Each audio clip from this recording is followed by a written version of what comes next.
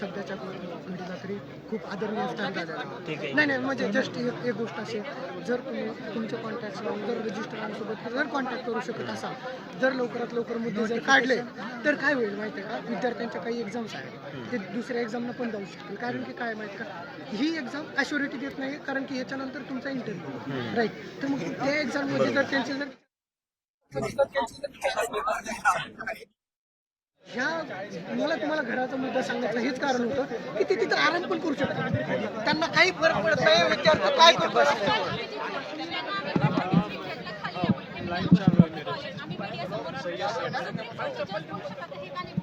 आपण बघितलं सुप्रीम कोर्टचं जजेस त्याच्यामुळेच आपण बाकी सेंटरला सेकंड आणि थर्ड शिफ्ट व्हायला लागले. सगळीकडे सेकंड थर्ड शिफ्ट झाले. आम्ही फक्त आम्हाला हे प्रॉब्लेम जाणवलं म्हणून आम्ही आतमध्ये गेलो. आम्हाला पुन्हा ठीक आहे. आणि विशेष म्हणजे काय होतं, इथं 4.5 जण ऑप्शन करतात, जास्त काही लागणार नाही. आम्हाला ऑप्शन दाखवतो, आम्हाला आणि option fill करून दाखवतो. टाकतील. ठीक आहे. ऑलरेडी आर्थिकदृष्ट्या पोरं इतके म्हणजे परेशान आहेत आणि त्याच्यामध्ये अशी जर परेशान शासन करणार असेल तर म्हणजे काय करायचं तरुणांनी ना आजच्या. माझा प्रॉब्लेम जरी ठीक आहे तो नॉर्मल, पण मी जो सांगितला त्यावरती एक बॅकअप प्लॅन प्रत्येक जण ठेवतो.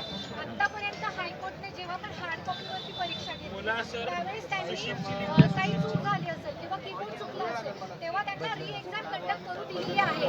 आता सॉफ्टवेअरवरती झाली एक्झाम त्याच्यावर त्यांनी री कंडक्टचा ऑप्शन दिला नाही. तो आमचा विषय नाही असे शब्द त्यांनी आम्हाला. अजून एक, जर हे विद्यार्थी सांगत होते की लॉग आउट करून परत लॉग इन पण होत होतं यांच्या सेकंड टाइमला दोनदा. सर असं कशावरून आपण सांगू शकत नाही की हे नंतर लॉग इन करून जे पैसे घेऊन वगैरे हे ते पेपर मॅनेज करणार नाही आणि सगळ्यांना नापास करून ज्यांचे पैसे आले त्यांचाच पेपर परत मारायचा.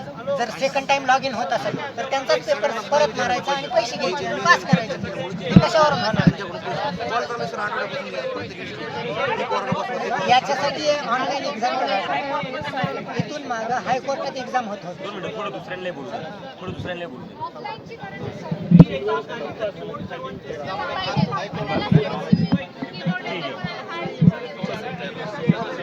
बोला. या.